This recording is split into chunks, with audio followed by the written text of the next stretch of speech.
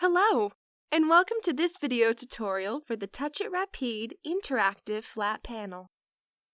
In this tutorial, we will look at how to connect the cables on your TouchIT Rapide LED.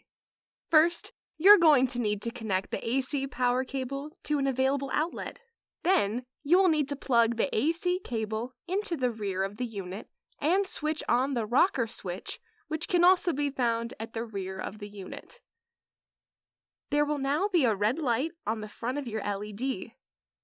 To switch on the unit, hit the On button on the front of the LED or use the remote control. Next, to connect your computer, you need two cables: a HDMI cable for the image and the sound, and a USB cable for the touch.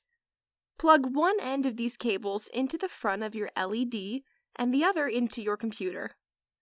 You can now change the signal preview window by selecting your HDMI input screen, and your computer will become full screen.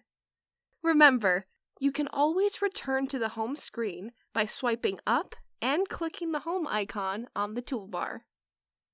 Thanks for watching!